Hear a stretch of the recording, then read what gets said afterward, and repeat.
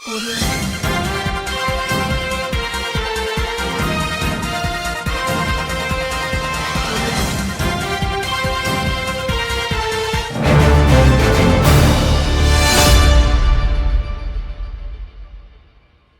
ప్రజలందరికీ ఒక విజ్ఞప్తి చేస్తా ఉన్నాను.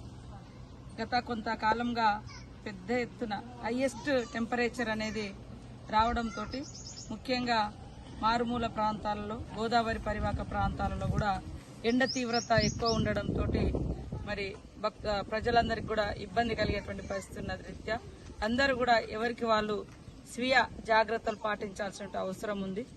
ఎండ తీవ్రత ఎంత ఉందంటే హైయెస్ట్ టెంపరేచర్ చూస్తే దాదాపుగా 42 డిగ్రీల వరకు కూడా ఆదిలాబాద్ కానీ, ఇటు ములుగు సైడ్ కానీ, గోదావరి పరివాహక ప్రాంతము, ఈ కోల్ బెల్ట్ ఏరియా అంతా కూడా హైయెస్ట్ టెంపరేచర్ ఉంది.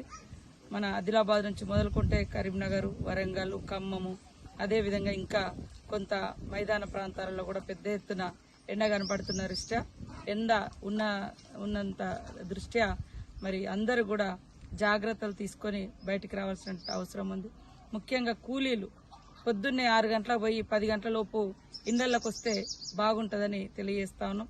పొద్దున్ననక ఎండలో ఉంటే ఆ ఎండ దెబ్బ తలిగి మరి మోషన్స్ కానీ, తర్వాత డిహైడ్రేషన్ కానీ, ఇతరతర జబ్బులకు లోనేటువంటి పరిస్థితి కూడా ఉంటుంది. కాబట్టి ప్రజలందరూ కూడా తగు జాగ్రత్తలు తీసుకొని ఎండ నుంచి తమను తాము కాపాడుకుంటూ వడదెబ్బకు, ఎండ దెబ్బకు గురికాకుండా మరి కావలసినటువంటి ఏదైతే బాడీకి కావాల్సినటువంటి చల్లదనం కానీ, అదేవిధంగా నిమ్మకాయ నీళ్లు కానీ, ఇతరత్ర మజ్జిగ కానీ, తలకు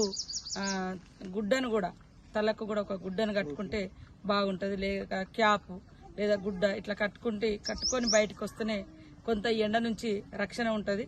కాబట్టి రాష్ట్ర ప్రజలందరికీ కూడా మరొకసారి విజ్ఞప్తి చేసేది ఏంటంటే, ఎండ తీవ్రత ఎక్కువ ఉన్న దృష్ట్యా ఎవరికి వాళ్ళు స్వీయ నియంత్రణ పాటిస్తూ ఉదయం 6 గంటలకు బయటికి వెళ్తే 10 గంటల లోపు, 11 గంటల లోపు ఇండ్లలోకి వచ్చే విధంగా మరి టైం బాండ్ను ఫిక్స్ చేసుకుంటే బాగుంటుంది.